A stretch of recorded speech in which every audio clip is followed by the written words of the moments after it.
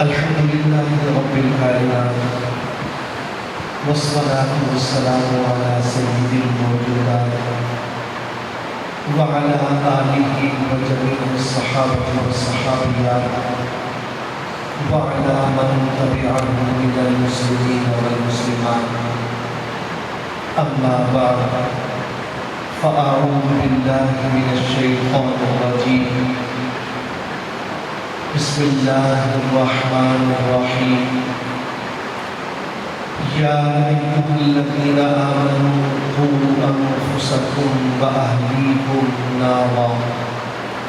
صدق الله العظيم وصدق رسوله النبي الأمين الكريم. رب اشرح لي صدري ويسر لي أمري واحلل عقدة من لساني يفقهوا قولي. قال الله تبارك وتعالى في شان حبيبه إن الله وملائكته يصلون على النبي يا أيها الذين آمنوا صلوا عليه وسلموا تسليما.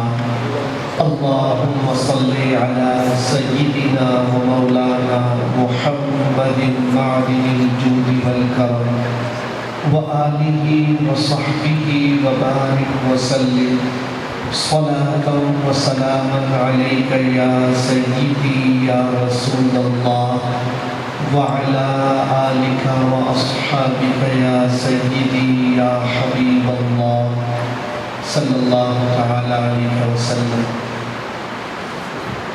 حمد و ثنا کے بعد اللہ تبارک و تعالی جل شانہ سے دعا ہے کہ وہ اپنے پیارے حبیب لبیب نبی کریم رؤوف الرحیم علیہ افضل الصلاۃ والتسلیم کے صدقے و طفیل مجھ ناچیز کو حق کہنے کی توفیق عطا فرمائے اور تمام مسلمانوں کو حق کو قبول کرنے اور حق کو اپنانے کی توفیق عطا فرمائے. آمین. حاضرین گرامی، آج کی یہ شب ماہ رمضان المبارک کی 27ویں رات، جس میں محدثین کرام اور اولیاء اعظام کے بقول اکثر شب قدر آیا کرتی. اس مقدس رات میں قرآن کریم کے نور سے اللہ تبارک و تعالی جل شانہ ہمارے سینوں کو منور فرمائے. نبی کریم صلی اللہ تعالی علیہ وسلم جو دین لے کر آئے، دین اسلام، یہ دین جو رہتی دنیا تک کے لوگوں کے لیے رہنما. اللہ تبارک و تعالی جل شانہ نے اپنے حبیب علیہ الصلوۃ والسلام کے ذریعے انسانیت کو زندگی گزارنے کا وہ روشن دستور عطا فرمایا کہ زمانہ کوئی بھی ہو،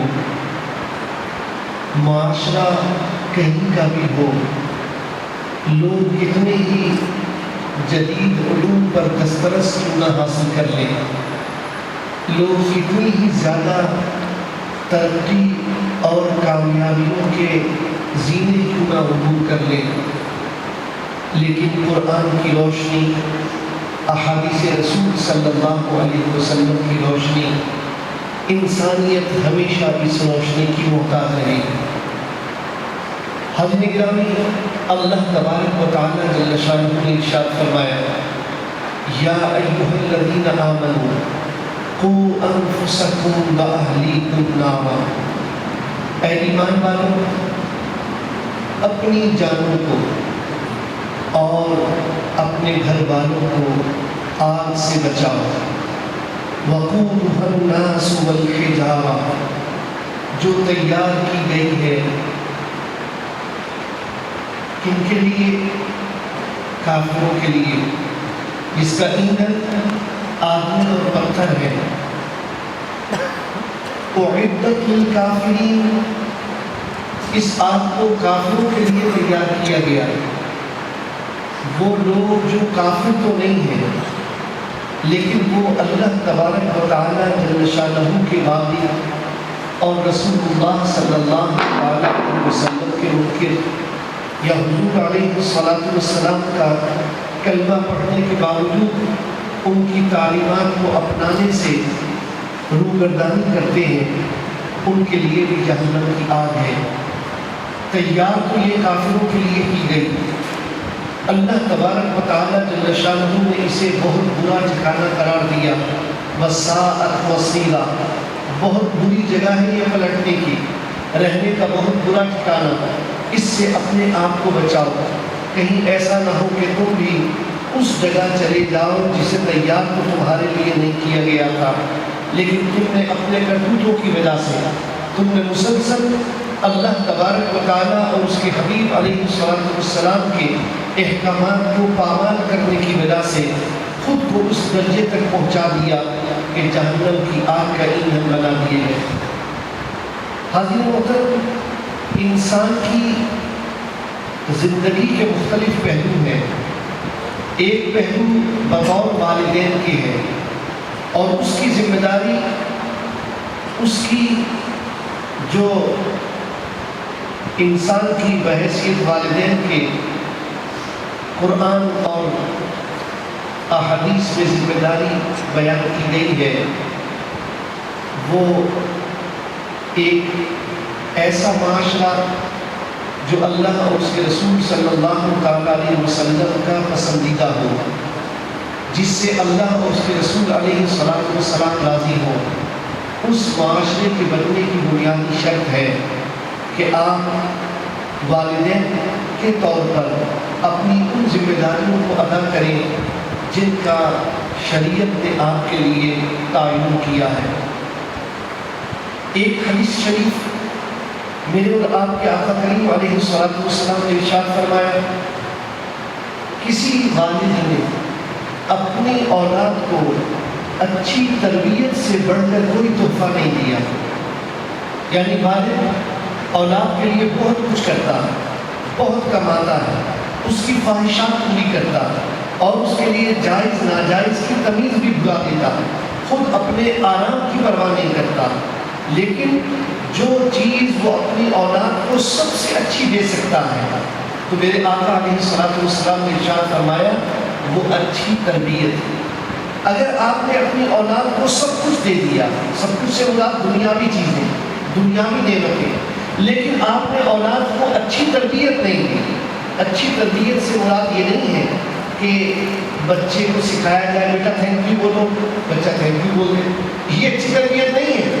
اچھی تربیت وہ ہے جسے اللہ اور اس کے رسول صلی اللہ علیہ وسلم نے اچھا فرمایا، اللہ اور اس کے رسول علیہ السلام نے اچھا قرار دیا. اس چیز کو قرآن کریم نے، احادیث مقدسہ نے ہمارے لیے تعین فرمایا. حاضرین گرامی، دوسرا پہلو میں آپ کے سامنے رکھوں رسول اللہ صلی اللہ علیہ وسلم کا ارشاد گرامی. ایک ایک مرحلے پر میرے آقا علیہ السلام نے رہنمائی فرمائی مسلمان والدین کے لیے. فرمایا جب بچے 7 سال کے ہو جائیں انہیں نماز کی تعلیم دو، انہیں نماز پڑھنے کی ترغیب دو، اور جب بچے 10 سال کے ہو جائیں اور پھر بھی نماز نہ پڑھیں تو نماز نہ پڑھنے پر انہیں سزا دو، نماز نہ پڑھنے پر انہیں مارو. یعنی اب سزا دے کر انہیں نمازی بنانا.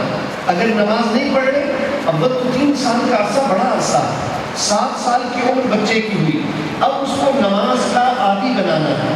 یہ والدین کی ذمہ داری ہے. خود نماز پڑھیں، بچے کو نماز پڑھائیں، خود نماز کے لیے تیاری کریں، بچے کو نماز کے لیے راضی کریں. آپ نے بیٹا نماز پڑھنی، مسجد آئیں، بچے کو ساتھ لے کر آئیں. جب تک یہ چیز بچوں میں والدین پیدا نہیں کریں گے تو ظاہر ہے کہ ان میں یہ چیز پیدا ہونا دشوار ہے. سب سے پہلی درسگاہ ماں کی گود کو قرار دیا گیا. جو تربیت ہے وہ ماں کی طرف سے بچوں کو، اولاد کو منتقل ہوتی ہے. تو آپ دیکھیے 7 سال کی عمر سے یہ تربیت دینا شروع کر دی اور اس عمر کو 3 سال گزر گئے. اگر آپ نے صحیح تربیت کی تو ممکن ہی نہیں کہ اب 10 سال کی عمر ہونے پر بچہ نماز نہ پڑھنا چاہے. 10 سال کی عمر ہونے کے باوجود وہ نماز کے لیے اپنے آپ کو راضی نہ کرے، یہ ممکن نہیں ہے. اس لیے میرے آقا علیہ الصلوۃ والسلام نے ارشاد فرمایا اگر تمہیں تربیت میں کوئی کمی رہ گئی اور بچوں کی عمر 10 سال ہو گئی، اب اگر وہ ابھی بھی نماز نہیں پڑھتے تو اب پیار نہیں چلے گا، اب لاڈ پیار سے کام نہیں ہوگا.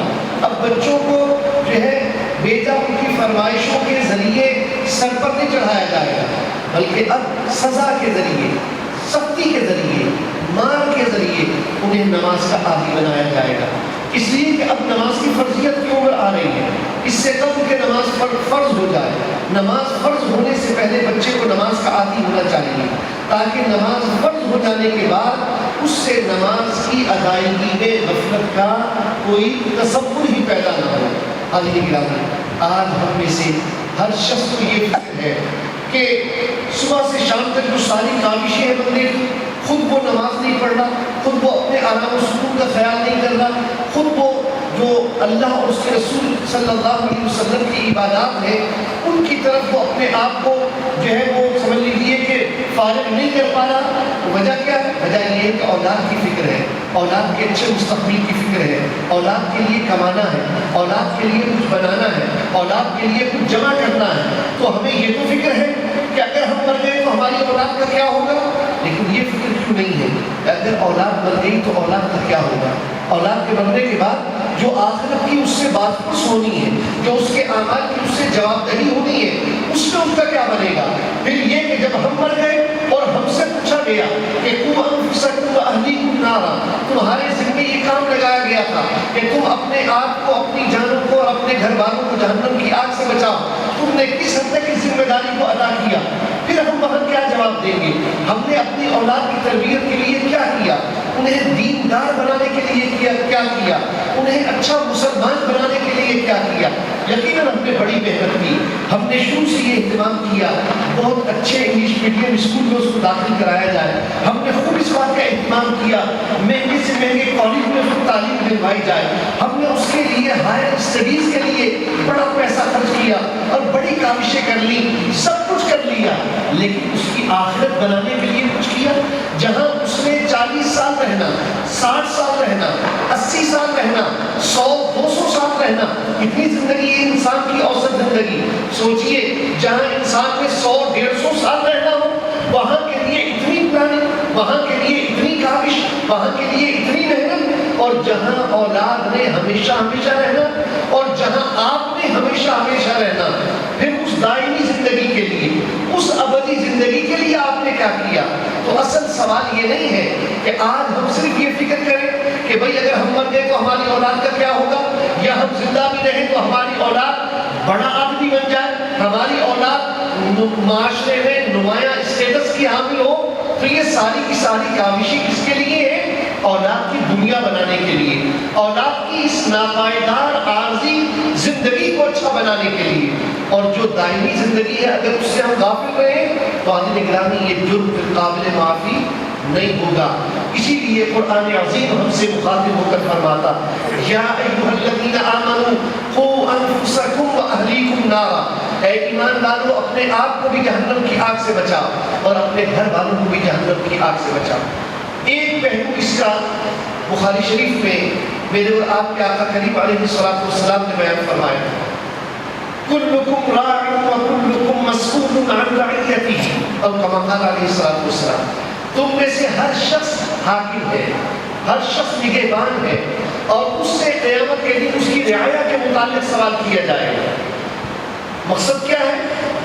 جو والد ہے وہ اپنی اولاد کا، اپنی بیوی کا حاکم ہے، الرجال قوامون علی النساء. اور جو بڑا بھائی ہے وہ چھوٹے بہن بھائیوں کا حاکم ہے، نگہبان ہے. جو خاندان کا بڑا ہے وہ اپنے خاندان کے دیگر لوگوں کا نگہبان ہے. جو مسجد کا خطیب ہے وہ اپنے مسجد کے نمازیوں کا نگہبان ہے. جو کسی ادارے کا بڑا ہے وہ اپنے ادارے کے ماتحت تمام ملازمین کا بڑا نگہبان ہے. قیامت کے دن پوچھا جائے گا مسئول عن رعیتہ، تم نے اپنی رعایا کے ساتھ کیا سلوک کیا تھا؟ صرف یہی نہیں کہ ان کے حقوق ادا کیے تھے یا نہیں، انہیں تنخواہ وقت پر دی تھی یا نہیں، چھوٹے بہن بھائیوں کی فرمائشیں پوری کی تھی یا نہیں، صرف یہی نہیں بلکہ اصل یہ ہے کہ اللہ اور اس کے رسول صلی اللہ علیہ وسلم کے احکامات پر عمل کرنے کے لیے انہوں نے کیا تنبیہ کی تھی، امر بالمعروف اور نہی عن المنکر کا فریضہ کس حد تک انجام دیا تھا۔ تو مسئول ہم ہیں، ہم پوچھے جائیں گے، ہم جواب دہ ہوں گے اس حوالے سے کہ ہم نے اپنی دینی ذمہ داریوں کو کس حد تک ادا کیا۔ تو حاضرین گرامی، یہ چند پہلو ہے کہ جس میں قرآن و حدیث میں یہ واضح ہمارے پاس احکامات موجود ہیں کہ ہم اپنی اولاد کی، اپنے گھر والوں کی دینی تربیت کے لیے بھرپور کوشش کریں۔ ایک حدیث شریف میں ایک شخص کے بارے میں اللہ کے رسول رحمت عالم نور مجسم صلی اللہ تعالیٰ علیہ وسلم نے ارشاد فرمایا، دیوس پر جنت کی خوشبو حرام ہے، حالانکہ جنت کی خوشبو کئی سو برس کے راستے سے محسوس ہوتی ہے، مگر دیوس پر حرام ہے۔ صحابہ کرام علیہ رضوان نے عرض کی، یا رسول اللہ صلی اللہ تعالیٰ علیہ وسلم، یہ دیوس کون ہے؟ میرے آقا علیہ السلام نے ارشاد فرمایا، وہ شخص جس کے بیوی بچے، جس کے گھر والے یا جس کی بیوی وہ غیر شرعی کاموں کا ارتکاب کرے، بے حیائی کے کاموں کا ارتکاب کرے اور وہ اسے روکے نہیں، اسے منع نہ کرے، وہ بے پردہ ہو، یہ اس کی بے پردگی پر ناراض نہ ہو، یہ اس کی بے پردگی پر اس کو ٹوکے نہیں، وہ اس کے بیوی بچے جو بے حیائی کے کام ہیں، جو ہمارے یہاں نام نہاد کلچر کے نام پر چیزیں رائج ہیں، یا کیبل پر اور ویڈیو کے ذریعے اور انٹرنیٹ کے ذریعے جہاں جہاں بے حیائی کے سامان موجود ہیں، وہ ان چیزوں میں ملوث ہو اور یہ خاموش رہے، یہ اس کو ترقی خیال کرے یا اس پر صرف رضامندی خاموشی کی صورت میں ظاہر کر دے۔ حاضرین گرامی، یہ دیوس ہے، چاہے یہ 5 وقت کا نمازی ہو پورا کرے، یہ پورے رمضان کے روزے رکھنے والا ہو رکھا کرے، یہ زکوٰۃ اور صدقات والا ہو دیا کرے، یہ جتنا ہی حاجی کیوں نہ ہو، جتنا ہی نمازی کیوں نہ ہو، اگر یہ بے حیائی کے کاموں سے اپنے بیوی بچوں کو نہیں روکتا، یہ دیوس ہے، اس پر جنت کی خوشبو بھی حرام ہے۔ جنت حرام ہونا اور ہے، اس کو تو جنت کی خوشبو ہی نہیں ملے گی، جنت میں جانا تو درکنار۔ حاضرین گرامی، ذرا سوچئے اللہ کے رسول صلی اللہ تعالیٰ علیہ وسلم کی کس قدر ناراضگی پائی جاتی ہے اس حدیث پاک میں۔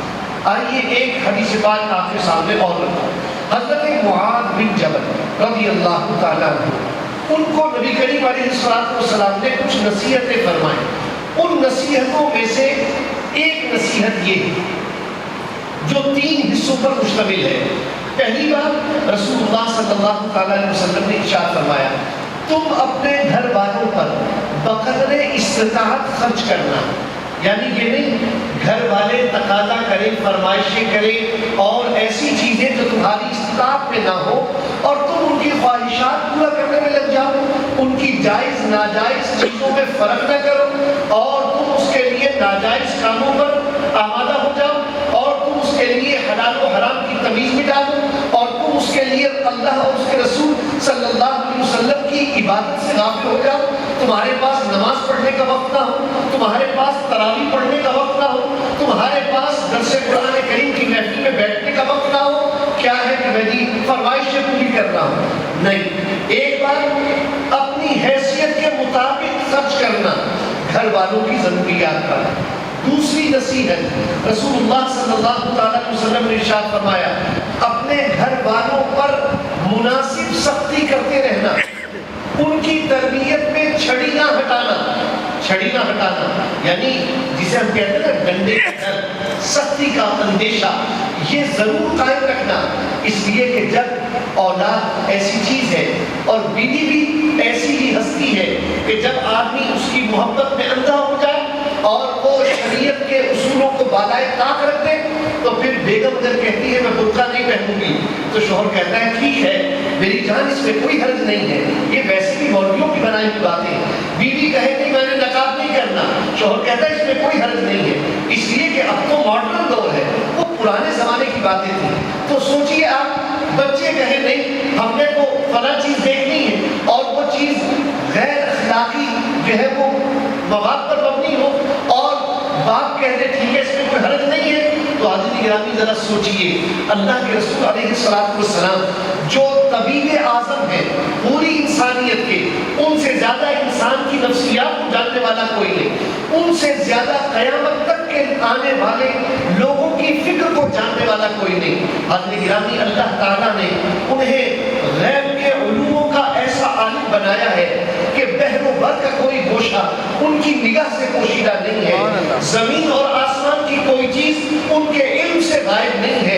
सोचिए, वो फरमाते हैं अपनी औलाद की तरबियत में छड़ी मत हटा लेना, यानी मुनासिब सख्ती करते रहना। फिर तीसरी बात मेरे आका अलैहिस्सलातु वस्सलाम ने इरशाद फरमाई, उन्हें दीन के उमूर अदा करने में अल्लाह ताला के खौफ से डराते रहना, अल्लाह के अजाब से डराते रहना। 3 हिस्से हैं इस नसीहत के। पहला हिस्सा अपनी हैसियत के मुताबिक खर्च करना, हैसियत से ज्यादा की कोशिश मत करना।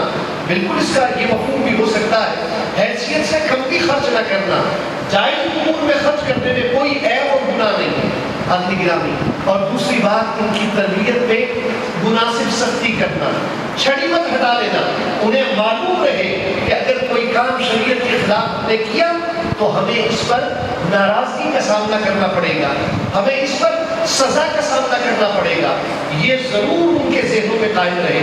और तीसरी बात फिर ये कि अल्लाह का खौफ उन्हें याद दिलाते रहना।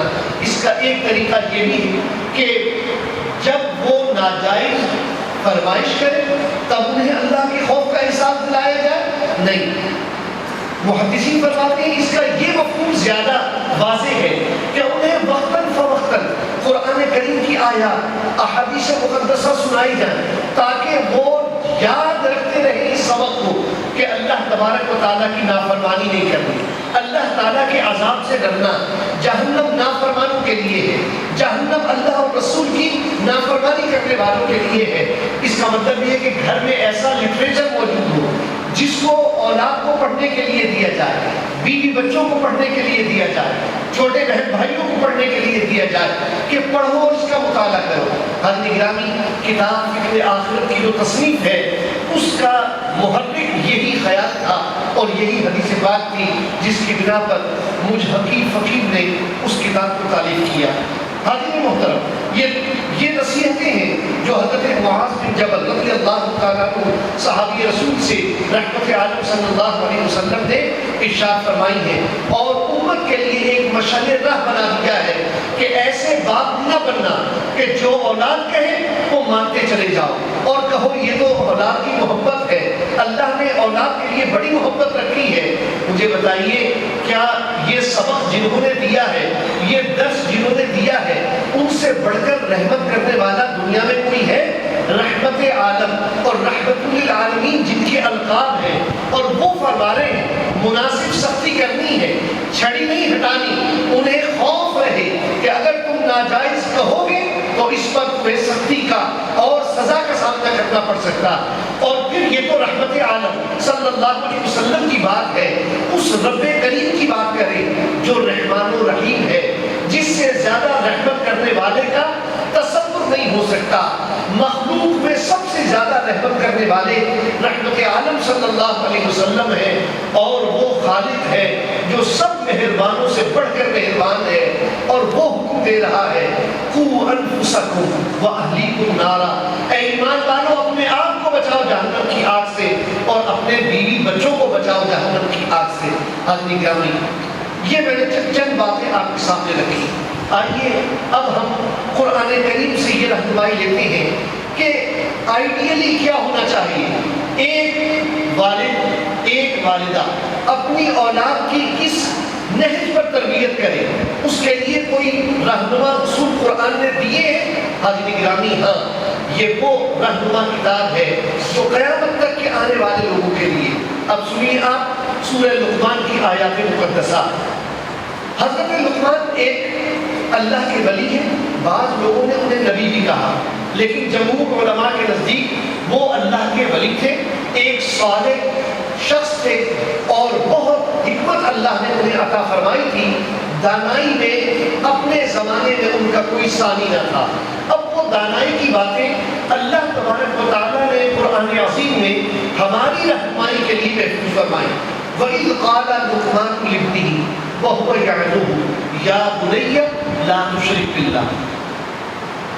حضرت لقمان نے اپنے بیٹے کو جو نصیحتیں کی ہیں، اب یہ تربیت کے اصول ہیں جو قرآن دے رہا ہے۔ پہلا اصول، یا بنی لا تشرک باللہ، اے میرے بیٹے شرک مت کرنا اللہ کے ساتھ، ان الشرک لظلم عظیم، بے شک شرک بہت بڑا ظلم ہے۔ اب یہ عقیدے کی بات ہے، عقیدہ توحید کیا ہے، یہ حضرت لقمان اپنے بیٹے کو سکھا رہے ہیں۔ ہمارے لیے ایک دلیل قائم فرمائی کہ جب اولاد کی تربیت کرو، اولاد کی تربیت میں سکھانے کا آغاز کرو، سب سے پہلے اسے عقیدے کی تعلیم دو۔ اس لیے ہمارے یہاں یہ سمجھا جاتا ہے کہ صرف بس نماز سکھا دو، ایک قاری صاحب کو گھر میں ٹیوٹر رکھ لو، وہ آ کر بچے کو نازلہ قرآن پاک پڑھا دے، بس یہ ہم نے بڑا کام کر لیا، یہ کافی نہیں ہے۔ پہلی چیز یہ ہے کہ اولاد کو عقیدہ سکھایا جائے، توحید کیا ہے، شرک کیا ہے، اس کا فرق سمجھایا جائے، بندے کو معلوم ہو کہ رب کون ہے، رب کی ذات کس عظمت کی حامل ہے اور رب کی صفات کیا ہے۔ جب بندے کو معلوم ہوگا کہ یہ رب کی صفات ہے، پھر وہ جانے گا کہ رب کی صفات کسی غیر میں اگر مانی جائیں تو صرف ظاہری اشتراک شرک ہوتا ہے، یا بعین ہی وہ صفات مانی جائیں تب شرک ہوتا ہے۔ اب بندے کو قرآن کی تعلیم دی جائے، اب ہم اس کو حضرت لقمان کی نصیحتوں کو ہم اپنی اس امت پر منطبق کریں تو اللہ تبارک و تعالیٰ کا قرآن اگر بتائیں انما ولیکم اللہ ورسولہ والذین آمنوا، بے شک تمہارا مددگار، تمہارا ولی، تمہارا دوست، تمہارا ساتھی اللہ تبارک و تعالیٰ ہے اور اس کے رسول صلی اللہ علیہ وسلم ہے اور ایمان والے ہیں، تو بندہ اس پر کنفیوز نہ ہو جائے کہ اچھا صفت ولی اللہ کے لیے بھی ثابت، صفت ولی رسول اللہ صلی اللہ علیہ وسلم کے لیے بھی ثابت اور صفت ولی ایمان والوں کے لیے بھی، کیا یہ شرک تو نہیں ہے؟ نہیں، اللہ کا قرآن شرک مٹانے آیا، شرک پھیلانے نہیں آیا۔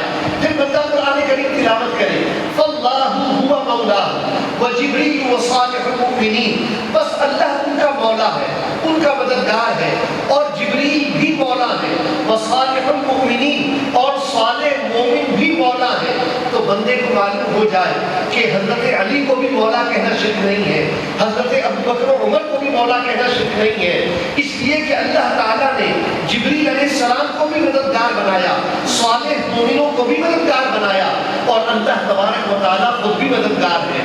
تو یہ صفات کا ظاہری اشتراک بندے کو دھوکے میں مبتلا نہ کر دے، اس بنا پر اللہ اکبر کبیرہ بندہ یہ علم حاصل کرے کہ توحید اور شرک میں فرق کیا ہے، توحید اور شرک میں فرق کیا ہے۔ محض ظاہری صفت کے اشتراک کی بنا پر بندہ فتویٰ صادر کرے صاحب یہ شرک ہو گیا، ایسا ہرگز نہیں ہے۔ اسی طرح صفت علم غیب اللہ تبارک و تعالیٰ نے اپنے لیے بیان فرمائی، عالم الغیب فلا یظہر علی غیبہ احدا، اللہ تعالیٰ غیب کا عالم ہے، کسی پر اپنے غیب کو ظاہر نہیں فرماتا۔ تو یہاں تو اللہ تعالیٰ نے اپنے لیے صرف علم غیب بیان فرمائی، اس کو کنٹرول کرو بھائی، سیدھی کیوں آ رہی ہے؟ الا من ارتضی من رسول، مگر اپنے رسولوں میں سے جسے چاہے پسند کر لے۔ اللہ اکبر، معلوم ہوا رسول کو بھی اللہ علم غیب عطا فرماتا، تو بندہ قرآن کا پورا علم حاصل کرے، توحید اور شرک کی پوری آگہی اس کو مل جائے اور وہ مشرک نہ بن جائے اور نہ ہی وہ مسلمانوں کو مشرک کہنے والا بن جائے۔ اللہ تبارک و تعالیٰ یہ ہدایت نصیب فرمائے۔ اس لیے حاضرین گرامی پہلی بنیاد جو ہے وہ عقیدہ توحید و شرک کے حوالے سے تعلیمات ہیں۔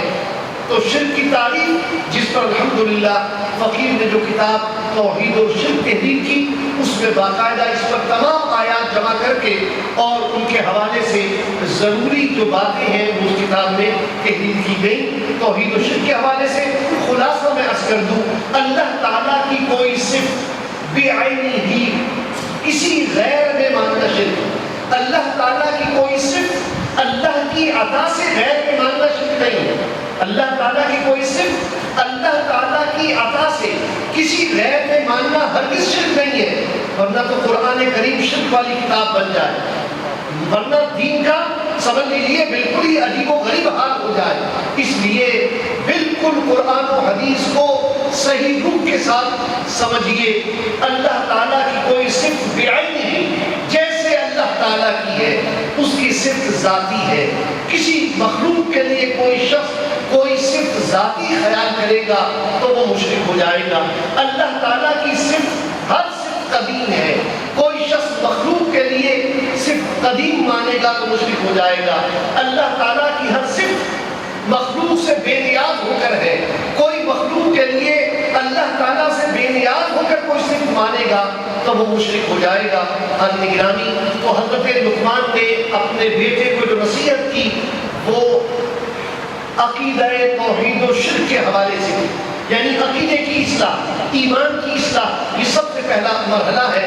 جب اولاد کی تربیت کی جائے اس کو ایمان کی حقیقت سے آگاہ کیا جائے۔ یہاں ایک نقطہ میں آپ کے سامنے رکھوں، یا بنیا، اے میرے بیٹے۔ اگلی آیت سے آتی ہے وہ اپنے بیٹے کو نصیحت کرتے ہیں، یا بنیا انہا ان تک مثقال حبۃ من خردل فتکن فی صخرۃ او فی السماوات او فی الارض یأتی بها اللہ۔ اے میرے بیٹے، اب پھر دوسری نصیحت آ رہی ہے، اس کا آغاز بھی اسی لفظ کے ساتھ ہے، یا بنیا، اے میرے بیٹے، انہا ان تک مثقال حبۃ من خردل، اگر رائی کے دانے کے برابر بھی برائی ہے۔ اب دیکھیے آپ کتنی زبردست اللہ تعالیٰ کے علم و قدرت پر تربیتی بات ہے، بہت اہم اصول ہے۔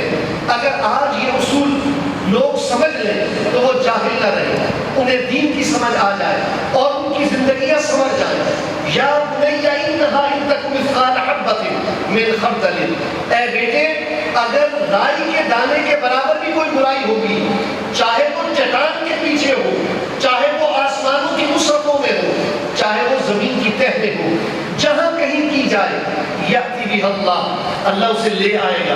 اللہ تعالیٰ کے علم سے وہ غائب نہیں ہے، اللہ کی قدرت سے وہ غائب نہیں ہے۔ قیامت کے دن وہ تمہارے سامنے حاضر کر دی جائے گی۔ یہ برائی تھی جو تم نے کی، تھی بہت چھوٹی سی، تھی بہت معمولی سی، تھی بہت ہلکی سی، تم نے سمجھا شاید یہ برائی نہیں ہے۔ مسجد میں آپس میں باتیں کرنا یہ جاہلوں کا کام ہے، مسلمان کا کام تو نہیں ہے کہ وہ مسجد کے ادب کا خیال نہ کرے، لیکن وہ سمجھتا ہے یہ چھوٹی برائی ہے، یہ کوئی بڑی برائی تو نہیں ہے۔ یأتی بها اللہ، اللہ تعالیٰ کے علم سے یہ بھی غائب نہیں ہے۔ اللہ تعالیٰ یہ بھی قیامت کے دن لے آئے گا کہ یہ وہ لوگ ہیں جو مسجد میں بیٹھ کر دنیا کی باتیں کرتے ہیں اور انہیں خیال نہیں ہوتا کہ مسجد میں بیٹھنے کا کیا ادب ہے، درس قرآن کریم میں بیٹھنے کا کیا ادب ہے۔ حضرت گرامی، یأتی بها اللہ، اب یہ نصیحت سکھائی جا رہی ہے۔ معمولی سی چیز بھی اللہ کے علم سے چھپی نہیں ہوتی، چھوٹی سی برائی، بڑی برائی کی بات نہیں ہو رہی، چھوٹی برائی کی، رائی کے دانے کے برابر، مثقال حبۃ، رائی کے دانے کے برابر، حقیر سی، جس کی کوئی اہمیت ہی نہیں ہمارے نزدیک۔ ان اللہ لطیف خبیر، بے شک اللہ تبارک و تعالیٰ باریک بین اور خبردار ہے، یعنی وہ خبر رکھتا ہے، ایسا باریک بین ہے کہ کوئی چھوٹی سے چھوٹی چیز اس کے علم سے پوشیدہ نہیں ہے۔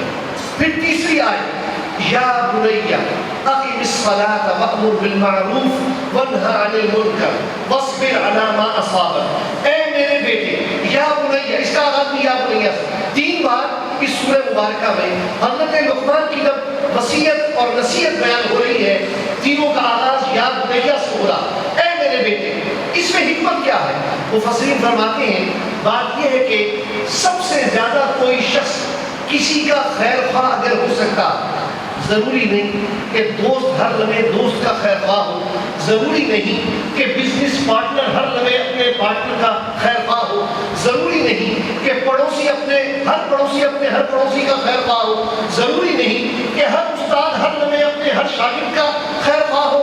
کم از کم اخلاص کی وہ کیفیت نہیں پائی جا سکتی دنیا کے کسی رشتے اور کسی تعلق میں جو والد کے دل میں اولاد کے لیے ہوا کرتا، بے لوث، کوئی وفات اور کوئی اس میں اس کی ذاتی غرض نہیں ہوتی۔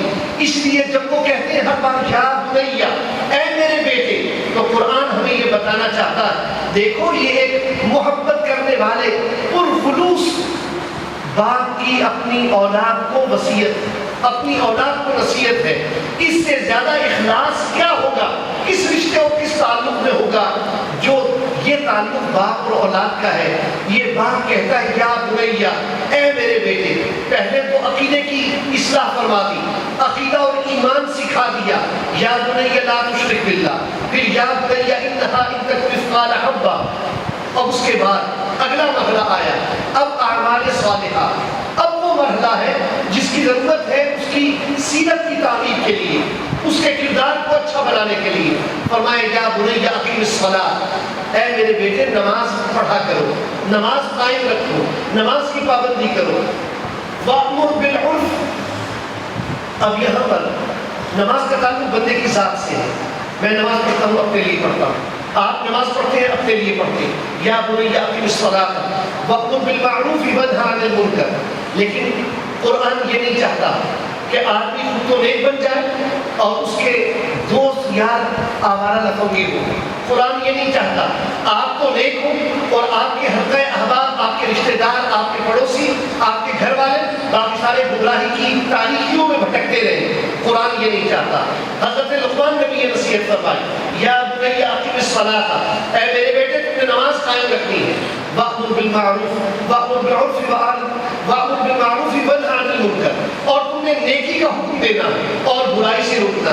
یہ نہیں کہ خود نیک بن جاؤ تو سمجھو کہ بس اب میں نے کام کر لیا، نہیں، خود بھی نیک بننا ہے، اپنے دوستوں کو بھی نیک بنانا ہے، اپنے گھر والوں کو بھی نیک بنانا ہے، اپنے بہن بھائیوں کو بھی نیک بنانا ہے، اپنے رشتہ داروں کو بھی نیک بنانا ہے، اپنے پڑوس میں بھی نیکی کی روشنی کو پھیلانا ہے۔ اور فرمایا وَاصْبِرْ عَلَىٰ مَا أَصَابَكَ۔ اب یہ تیسرا حصہ ہے اسی آیت مقدسہ کا۔ پہلا یہ کہ تم خود نیک بن جاؤ، 5 وقت کے نمازی بن جاؤ۔ دوسرا یہ کہ دوسروں کو بھی نیکی کی دعوت دینا شروع کرو، دوسروں کو بھی برائی سے منع کرو، غلط کاموں سے روکو۔ اور تیسری بات یہ کہ وَاصْبِرْ عَلَىٰ مَا أَصَابَكَ۔ بیٹا ایسا نہیں ہوگا کہ تم تو نیک بن گئے، جب تم نے دوسروں کو نیکی کی طرف بلانا شروع کیا تو جو گناہ کا عادی ہو جائے وہ تمہیں چھوڑ دے، وہ تمہیں تانے دے گا، وہ تمہیں کبھی مولوی ہونے کا تانا دے گا، کبھی بیکورڈ ہونے کا تانا دے گا، کبھی اور تمہارے لیے وہ ایسی مثال گڑھ کر لائے گا تاکہ وہ تمہیں جو ہے وہ ڈیگریڈ کر سکے، تمہاری بےزتی کر سکے۔ تو پھر تم کیا وہاں پر رک جاؤ گے؟ تم کیا اپنا اچھا کام چھوڑ دو گے؟ تم نیکی کی دعوت دینا اور برائی سے روکنا یہ کام ترک کر دو گے کہ دوست ناراض ہو رہے؟ نہیں، وَاصْبِرْ عَلَىٰ مَا أَصَابَكَ۔ بیٹا اس راستے میں مصیبت آتی ہی آتی ہے، بیٹا اس راستے میں تمہیں ضرور تانوں سے اور کڑوی کسیلی باتوں سے واسطہ پڑے گا اور لوگ تمہارا مذاق بھی اڑائیں گے، لیکن وَاصْبِرْ عَلَىٰ مَا أَصَابَكَ، تم نے صبر کرنا ہے جو مصیبتیں تم پر آئیں، جو مصیبت تم پر پہنچے تم نے صبر کرنا ہے۔ ان ذالک من عزم الامور، یہ بڑی ہمت والے کام ہے، چھوٹا کام نہیں ہے کہ آدمی خود بھی نمازی ہو اور وہ دوسروں کو بھی نیکی کی طرف بلائے اور دوسروں کو بھی برائی سے منع کرے اور اس کے بعد وہ دوسروں کو بھی نیکی کی طرف اور بلانے میں اور برائی سے روکنے میں جو مشکلات پیش آ رہی ہیں ان پر ثابت قدم رہے۔ ہمت والا کام ہے۔ اب یہاں ہم دیکھتے ہیں عقیدے کی اصلاح ہو گئی، عبادات اور اعمال صالحہ کی بنیاد رکھ دی گئی، مضبوط بنیاد جس پر دین قائم ہے، اور امر بالمعروف میں ساری نیکیاں آ گئی اور نہی عن المنکر میں سارے برے کاموں سے رکنا اور روکنا آ گیا۔ اب اس کے بعد بھی فرمایا وَلَا تُصَعِّرْ خَدَّكَ لِلنَّاسِ وَلَا تَمْشِ فِي الْأَرْضِ مَرَحًا۔ اے میرے بیٹا، لوگوں سے بات کرنے میں اپنا رخسار ٹیڑھا مت کرنا، یعنی تکبر کا مظاہرہ مت کرنا، بد اخلاقی کا سلوک مت کرنا، لوگوں سے بات کرنے میں رخسار کو موڑ مت دینا، ٹیڑھا نہ کر لینا، اور نہ ہی زمین پر اکڑ کر چلنا۔ ان اللہ لا يحب كل مختال فخور، بے شک اللہ تعالیٰ کو تکبر کرنے والے، اترانے والے پسند نہیں۔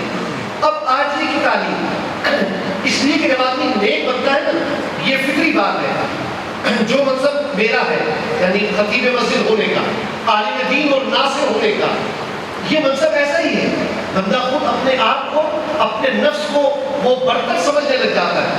میں تو حافظ قرآن ہوں، میں تو عالم دین ہوں، میں تو 5 وقت کا نمازی ہوں، اور میں لوگوں کو نصیحت کر رہا ہوں یہ کام چھوڑ دو، یہ کام کرو، یہ کام نہیں کرو، یہ برا ہے، یہ اچھا ہے۔ نہیں، اب کیا ہوگا؟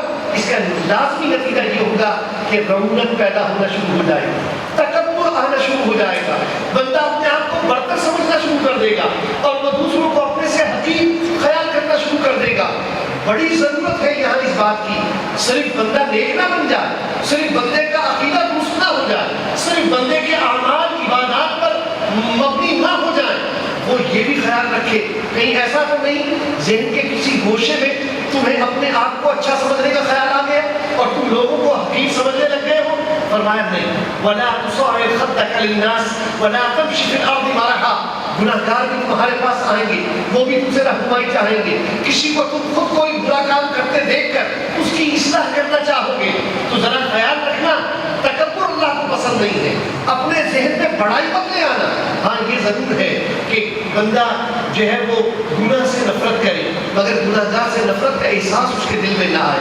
وہ ضرور اصلاح کی کوشش کرے مگر کسی کو حقیر سمجھ کر نہیں, یہ سمجھ کر کہ اللہ تعالیٰ نے مجھ پر یہ ذمہ داری رکھی ہے میں اپنے اس بھائی کو بچا لوں کہ یہ جہنم میں جائے. جیسے کہ اللہ کے رسول علیہ السلام کے اوصاف قرآن نے بیان کیے تو وہاں یہ ذکر ہوا وَكُنْتُمْ عَلَىٰ شَفَا حُفْرَةٍ مِّنَ النَّارِ فَأَنْقَذَكُم مِّنْهَا. تم جہنم کے گڑھے کے کنارے پہنچ چکے تھے, میں نے اپنے حبیب کو بھیجا جس نے تمہیں جہنم میں گرنے سے بچا لیا. تو یہ حضور کے طریقے کو اپنانا, حضور کے مشن کی پیروی ہے کہ ہم اپنے بھائیوں کی, اپنے مسلمان بھائیوں کی, رشتہ داروں کی اصلاح کی فکر کریں کہ کہیں وہ جہنم میں نہ چلے جائیں. حاضرین گرامی, تو یہ عاجزی کے ساتھ خیال آئے, اس میں یہ چیز نہ ہو کہ ہم زمین پر اکڑ کر چلنے والے بن جائیں. وَلَا تَمْشِ فِي الْأَرْضِ مَرَحًا. زمین پر اترا کر مت چلنا, عاجزی اختیار کرنا, اس لیے کہ اللہ تعالیٰ کو تکبر والے پسند ہی نہیں ہے, اللہ تعالیٰ کو اترانے والے پسند ہی نہیں ہے, اللہ تعالیٰ کو تو عاجزی کرنے والے پسند ہے. حاضرین گرامی, یہ منصب کا تقاضا ہوتا ہے. مدرس, مفتی, شیخ الحدیث, عالم جب وہ واعظ کرے تو وہ اس ماحول پر, اس ماحول میں, اس مقام پر پہنچتا ہے جہاں وہ محدثین کے ساتھ خود کو بیٹھا ہوا محسوس کرتا ہے اور پھر وہ اس کی باتیں ظاہر ہے کہ بلند مقام سے نچلے مقام کی طرف آتی ہیں, لیکن اس کے ذہن میں یہ خیال کسی وقت بھی محو نہیں ہونا چاہیے کہ وہ نائب رسول ہے. اس کو یہ منصب اللہ نے عطا کیا اور یہ اللہ کی اس پر کرم نوازی ہے کہ اسے اللہ تعالیٰ نے لوگوں کی ہدایت و رہنمائی کے لیے چنا ہے. اس کا یہ مطلب نہیں ہے کہ وہ اپنے آپ کو شیطان کے راستے پر لے جائے, اس لیے کہ شیطان کا جرم کیا تھا جب اس کو دھتکار دیا گیا اور اس کو فخرج منہا کا طوق اس کے گلے میں ڈالا گیا اور لعنت اس پر مسلط کر دی گئی. قرآن کہتا ہے ابا واستکبر, اس نے منہ موڑ لیا ہدایت سے اور اس نے تکبر کر لیا. بس جب اس نے تکبر کیا تو اللہ تبارک و تعالیٰ جل شانہ نے اسے مردود بنا دیا, اس کو لعنتی بنا دیا. آج ہم قرآن کریم تلاوت کریں تو ہمیں لازم ہے پہلے ہم اس کو مردود کریں, اعوذ باللہ من الشیطان الرجیم کہیں تو تلاوت شروع کریں. یہ سنت ہے کہ ہم یہ پڑھ کر تلاوت کا آغاز کریں. آج ہم نماز شروع کریں اور نماز میں رب کی تعریف و توصیف کے بعد جب رب کی دیگر ہم نے قرآن کریم کی آیات تلاوت کرنی ہو تو پہلے اعوذ باللہ من الشیطان الرجیم کہہ دیں تاکہ شیطان کو مردود کہنے کا اقرار ہماری زبان پر جاری ہو اور ثابت ہو جائے ہم شیطان والے نہیں ہیں, ہم شیطان کے ساتھیوں میں سے نہیں ہیں, شیطان کے مشن سے ہمیں نفرت ہے, اس لیے کہ ہم شیطان کو مردود کہہ رہے ہیں. جس کو ہم مردود کہیں ہم اس کی اطاعت کریں گے, جس کو ہم مردود کہیں ہم اس کے طریقے پر چلیں گے, جس کو ہم مردود کہیں ہم اس کی بات مانیں گے اور اللہ کی بات چھوڑ دیں گے, رسول اللہ صلی اللہ علیہ وسلم کی بات چھوڑ دیں گے. حاضرین گرامی کیسے ممکن ہے؟ تو اللہ تعالیٰ نے ہمارے لیے یہ تربیت کا نظام قائم فرمایا. قرآن کی تلاوت کرو تو پہلے اپنے دشمن اور اللہ کے دشمن کو مردود کہو. حالانکہ وہ اللہ کا دشمن ویسے نہیں تھا, وہ دشمن تو صرف نبی کی تعظیم کا تھا, یا وہ دشمن ہمارا ہو گیا جب رب نے دھتکارا تب اس نے کہا مجھے مہلت دے دے انظرنی الی یوم یبعثون تاکہ میں انہیں گمراہ کر دوں. حاضرین گرامی پھر رب کریم نے فرمایا انہ لکم عدو مبین, بے شک وہ تمہارا کھلا دشمن ہے. حاضرین گرامی تو میں عرض یہ کر رہا تھا کہ انسان جب اچھے مقام پر پہنچ جائے تو اس کے اس وقت گمراہ ہونے اور بھٹکنے کے امکانات اور طرح کے ہوتے ہیں, تو وہاں ضروری ہے کہ تکبر سے بچے. اب تکبر باطنی بیماری ہے, اندر کا مرض ہے، ممکن ہے کوئی شخص ظاہری طور پر بڑا عاجز بنا ہوا ہو، بڑا مسکین صورت نظر آئے، اور جناب تسبیح اس کے ہاتھ میں ہو اور زبان اس کی ہل رہی، ہونٹ ہل رہے ہو، لگ رہا ہے وہ ہر وقت تسبیح و تحمید میں مصروف ہے، ہر وقت درود شریف میں استغفار پڑھ رہا، لیکن اس کا دل متکبر ہو، اس کا دل ریاکار ہو، اندر سے وہ سمجھ رہا ہو کہ لوگ حقیر ہیں، بس جو متقی ہوں وہ میں ہوں۔ حاضر گرامی، تو تکبر اندر کی بیماری ہے، کبھی ظاہر ہو جاتی ہے اور لوگوں کو سمجھ آ جاتی ہے، لیکن ضروری نہیں ہے کہ جو ظاہر ہو وہی اصل بھی ہو۔ اس لیے ضروری تھا کہ ظاہری جب بیماریوں کا ذکر آ جائے اور عبادات کی بات ہو جائے تو پھر باطنی اصلاح یعنی تصوف کی طرف بھی توجہ کی جائے اور علم باطن کی بھی بات کی جائے۔ تو حضرت لقمان نے باطنی بیماریوں کی طرف بھی توجہ دلا دی، کہا تکبر مت کرنا، لوگوں سے بات کرنے میں منہ ٹیڑھا مت کر لینا اور نہ ہی زمین پر اکڑ کر چلنا، اس لیے کہ اللہ تعالیٰ کو تکبر کرنے والے اور اترانے والے پسند نہیں ہیں۔ پھر فرمایا وَقْصِدْ فِي مَشْيِكَ وَاغْضُضْ مِنْ صَوْتِكَ، اور اپنے کاموں میں میانہ روی کو اختیار کرنا۔ میانہ روی ہر اعتبار سے، سختی اور نرمی میں میانہ روی، خرچ اور نہ خرچ کرنے میں میانہ روی۔ ایک آدمی بہت خرچ کرے، بے تکا خرچ کرے، وہ فضول خرچ ہے، وہ اسراف کرنے والا، اور ایک بندہ بالکل ہی ہاتھ رو کے بیٹھ جائے، یہ بخیل ہے، کنجوس ہے۔ درمیانہ راستہ اللہ تعالیٰ کو پسند ہے۔ ایسے ہی سختی کرنی، بہت زیادہ سختی بھی اچھی نہیں لیکن بہت زیادہ نرمی بھی اچھی نہیں۔ بعض ایسے ابا ہوں جو اولاد کی ایسی تیسی کر کے رکھتے ہیں، کبھی ان کی کوئی بات نہ سنے، کبھی ان کی کوئی بات نہ مانے، تو ظاہر ہے کہ بیجا سختی بھی مناسب نہیں ہے۔ اور اگر بیجا نرمی والا معاملہ ہو، تو میرا چاند، تو میرا پیارا، تو میرا لاڈلا، ہر بات مانے جائے اولاد کی، تو یہ بھی سمجھ لیجیے کہ بیڑا غلط ہو جائے گا، اولاد کی کوئی دینی تربیت نہیں ہو سکتی۔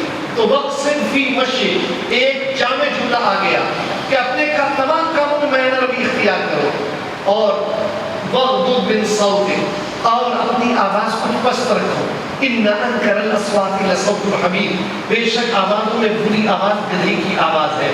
حضرت گرامی، مثال کے ذریعے بھی رہنمائی کی جاتی ہے۔ حضرت لقمان وہ ہر اعتبار سے اپنے بیٹے کی تربیت فرما رہے ہیں، تو تربیت جہاں عقیدے کے حوالے سے کی، تربیت جہاں انہوں نے اعمال صالحہ کے ادا کرنے کے حوالے سے کی، تربیت انہوں نے اپنی ذات سے ہٹ کر اپنے گرد و پیش، اپنے گرد و نواح اور اپنے معاشرے اور اپنے ماحول کے لوگوں کی ہدایت اور رہنمائی کے حوالے سے کی، اور پھر تربیت انہوں نے تکبر اور اترانے سے بچنے کے حوالے سے کی، وہیں ساتھ ہی میانہ روی اختیار کرنے کا حکم دیا، اور پھر اس عیب کی بھی نشاندہی کی کہ جس کی طرف عموماً لوگوں کی توجہ نہیں ہوا کرتی۔ اس لیے نصیحت کرنے میں کسی بھی معاشرے سے حسب ضرورت مثال کو اختیار کیا جائے، اختیار کیا جانا، یہ حضرت لقمان کا بھی طریقہ ہے، اور یہ ہمارے آپ کے آقا کریم صلی اللہ تعالیٰ علیہ وسلم کی سنت مبارکہ بھی ہے۔ حضرت لقمان کی نصیحتیں میں نے آپ کے سامنے رکھی۔ رسول اللہ صلی اللہ علیہ وسلم کے طریقہ تعلیم پر اگر ہم گفتگو کریں تو ایک مثال صرف کے سامنے لے کر آؤں۔ رسول اللہ صلی اللہ تعالیٰ علیہ وسلم نے ہمیں سمجھانے کے لیے کہ کس قدر زیادہ آسان انداز میں نماز کی اہمیت کو سمجھایا، آپ نے ارشاد فرمایا صحابہ سے، یہ بتاؤ اگر کسی کے دروازے کے سامنے نہر بہہ رہی اور وہ 5 مرتبہ نہر میں غسل کرتا، کیا اس کے بدن پر میل باقی رہ سکتا ہے؟ صحابہ کرام علیہ رضوان نے عرض کی یا رسول اللہ صلی اللہ تعالیٰ علیہ وسلم بالکل بھی نہیں۔ ایک آدمی 5 مرتبہ نہا رہا ہے اور نہر کے لیے دور بھی جانا نہیں پڑ رہا، ظاہر ہے کہ دور جانے میں امکان ہے کہ راستے میں گرد و غبار ہو، پھر بندہ نہا کر واپس آئے دوبارہ دور بٹی پڑ جائے، نہیں، دروازے کے پاس نہر بہ رہی، اب وہ نہائے گا پھر آ جائے گا گھر میں تو وہ تو صاف ستھرا ہی رہے گا، اس کے بدن پر میل و غبار بھی نہیں آئے گا۔ اب اللہ کے رسول علیہ السلام نے ارشاد فرمایا جو شخص 5 وقت کی نماز پڑھتا ہے وہ گناہوں سے ایسے پاک ہو جاتا ہے جیسے وہ شخص جو 5 مرتبہ نہر میں غوطہ لگا ہے، ایسے پاک ہو جاتا ہے۔ ایک اور موقع وہ بھی آپ کے سامنے رکھوں، سرکار دو عالم صلی اللہ تعالیٰ علیہ وسلم جنگل سے گزر رہے تھے، صحابہ آپ کے ہمراہ، خزاں کا موسم تھا، ایک درخت کی شاخ کو آپ نے پکڑ کر ہلایا، اس کے خشک پتے جھڑنے لگ گئے، گر گئے سارے۔ میرے آقا علیہ السلام نے ارشاد فرمایا اے صحابہ دیکھا یہ پتے کس طرح اس ٹہنی سے گرے ہیں؟ صحابہ نے عرض کی یا رسول اللہ صلی اللہ تعالیٰ علیہ وسلم بے شک ہم نے دیکھا کہ خشک ٹہنی سے پتے سارے کے سارے گر گئے ہیں۔ میرے آقا علیہ السلام نے ارشاد فرمایا اے میرے صحابہ جب کوئی شخص پانچوں وقت نماز پابندی سے پڑھتا ہے نا تو اس کے صغیرہ گناہ بھی ایسے ہی جھڑ جاتے ہیں جیسے اس طرف سے پتے جھڑ گئے۔ یہ حضور علیہ السلام نے ہماری تعلیم فرمائی، اور سرکار دو عالم صلی اللہ تعالیٰ علیہ وسلم نے تعلیم و تدریس کا سلسلہ اپنے گھر سے شروع فرمایا، ازواج مطہرات کو دین کا علم عطا کیا۔ یہی وجہ ہے چونکہ حضرت ام المومنین سیدہ عائشہ صدیقہ رضی اللہ تعالیٰ عنہ عمر میں کم سن تھی دیگر تمام ازواج کے مقابلے میں، اور آپ زیادہ عرصے تک حیات رہی نبی کریم صلی اللہ تعالیٰ علیہ وسلم کے بعد، اس لیے دین آپ نے زیادہ سیکھا اور دین آپ نے زیادہ سکھایا۔ دین آپ نے حضور علیہ السلام سے زیادہ حاصل کیا اور آپ نے زیادہ سکھایا۔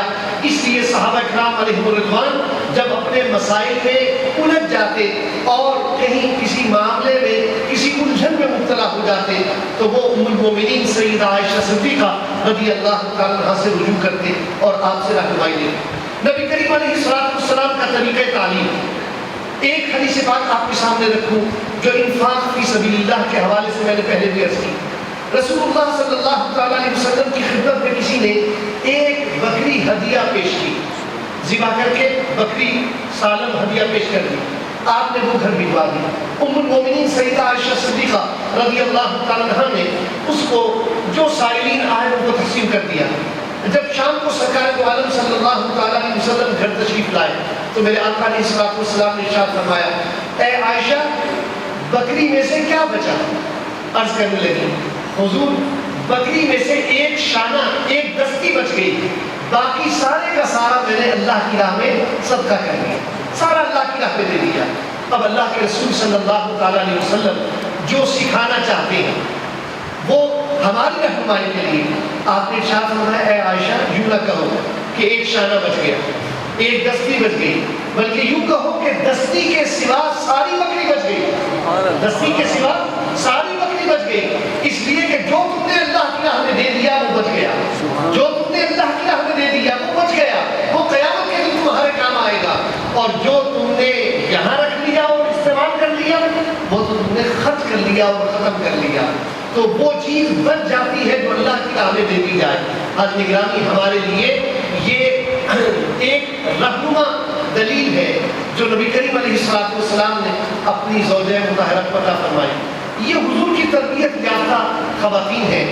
آج کی ہماری محفل میں چونکہ مدرسہ معلوم قرآن میں خواتین بھی تشریف فرما ہیں اور اس محفل میں وہ بھی ہمارے ساتھ شریک ہیں، اس لیے میں دو تین باتیں خصوصیت کے ساتھ آپ کے سامنے رکھنا چاہوں گا۔ ام المومنین سیدہ عائشہ صدیقہ رضی اللہ تعالیٰ کا علم و فضل یہ ہمارے لیے دلیل ہے۔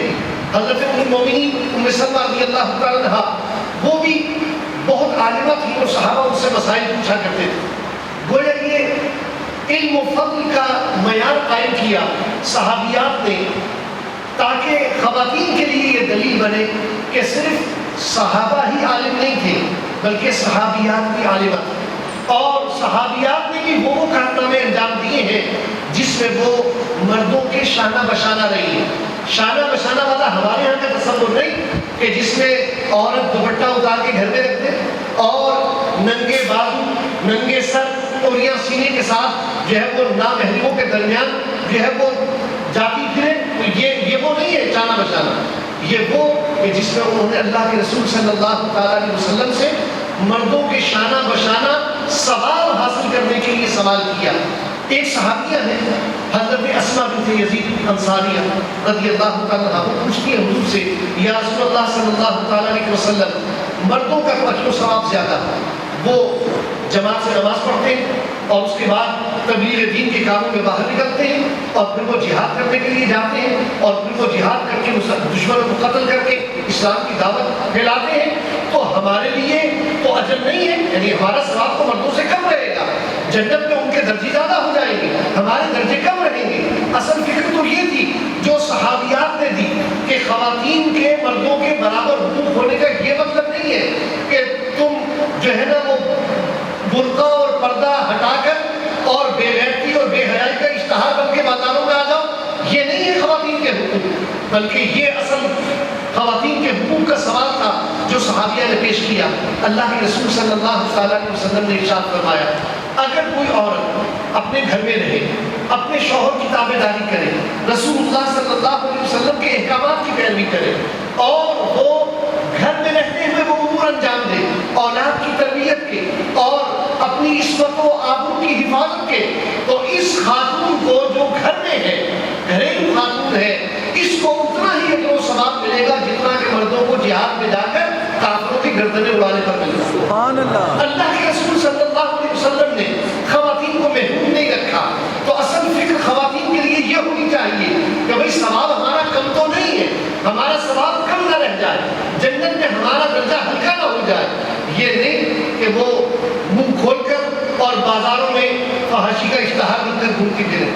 اور ان صحابیہ کا واقعہ بھی آپ نے گزشتہ دنوں سنا کہ جنہوں نے اپنے بیوہ تھی اور بیوہ ہونے کے باوجود انہوں نے اپنے چاروں بیٹے جنگ کے لیے بھیج دیے، چاروں بیٹے، اور چاروں بیٹوں کو نصیحت کی بیٹا زندہ واپس نہ آنا، اسلام کی آبرو پر جان دے دینا، اور چاروں بیٹے لڑتے ہوئے شہید ہو گئے۔ اور جب لوگ ان سے تعزیت کے لیے آئے تو انہوں نے روک دیا، مجھے افسوس کے کلمات نہ کہو، مجھ سے افسوس کی بات نہ کہنا کہ بڑا افسوس ہوا آپ کے 4 جوان بیٹے شہید ہو گئے، شوہر تو آپ کے پہلے ہی نہیں ہے، نہیں کہہ لے مجھے مبارکباد دو کہ اللہ تعالیٰ نے مجھے 4 شہیدوں کی ماں ہونے کا اعزاز عطا کیا، 4 شہیدوں کی ماں ہونے کا اعزاز عطا کیا۔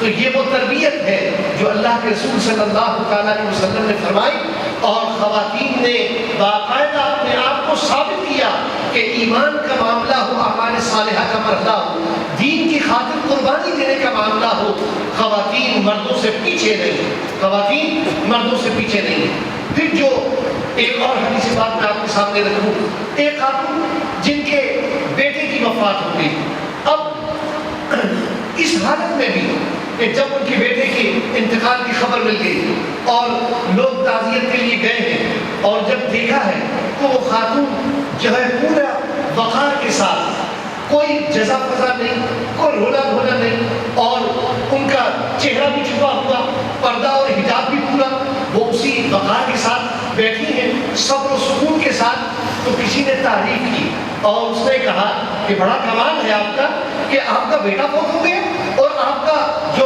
پردہ ہے وہ بھی سلامت ہے، حجاب بھی ویسے موجود ہے، اور آپ جزا فضا رونا پیٹنا کوئی ایسا کام بھی نہیں کر رہے۔ اب انہوں نے جواب میں کیا ارشاد فرمایا؟ وہ فرمانے لگی میرا بیٹا فوت ہوا ہے، میری حیا فوت نہیں ہوئی، میرا بیٹا فوت ہوا ہے، میری حیا فوت نہیں ہوئی۔ یہ ہے اسلام کی عورتیں، یہ ہے مسلمان خواتین جن کا کردار مشعل راہ ہونا چاہیے مسلمانوں کے لیے۔ آج افسوس ہمارے سلیبس کی کتابیں ہوں یا ہمارا دوسرا جو لٹریچر ہے اس میں اور کنجر خانے والی چیزیں تو سینکڑوں ملیں گی، لیکن یہ نہیں ملے گا کہیں کہ جناب ہماری وہ اعلیٰ کردار رکھنے والی، بہترین ایمان رکھنے والی اور بلند درجہ رکھنے والی خواتین کون تھی جنہوں نے رسول اللہ صلی اللہ علیہ وسلم کے مدرسے سے تربیت حاصل کی تھی۔ حضور کی نگاہ کرم سے انہوں نے اپنے قلوب کو پاک کیا تھا اور اپنے سینوں کو اسلام کے نور سے روشن کیا تھا۔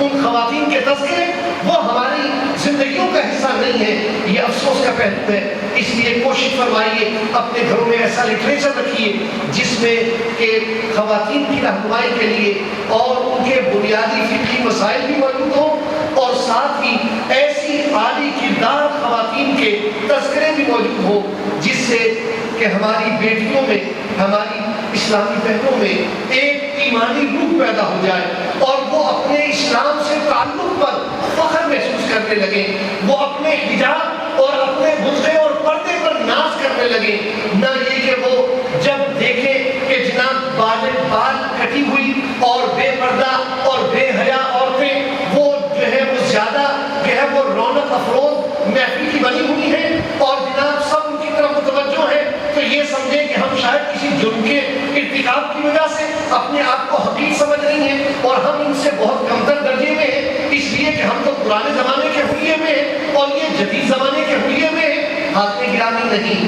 جب ہمارا تعلق اللہ اور اس کے رسول صلی اللہ تعالیٰ علیہ وسلم سے پختہ ہو جائے گا، پھر ہمارے ذہن میں یہ احساس کمتری نہیں رہے گا، یہ احساس برتری بن جائے گا۔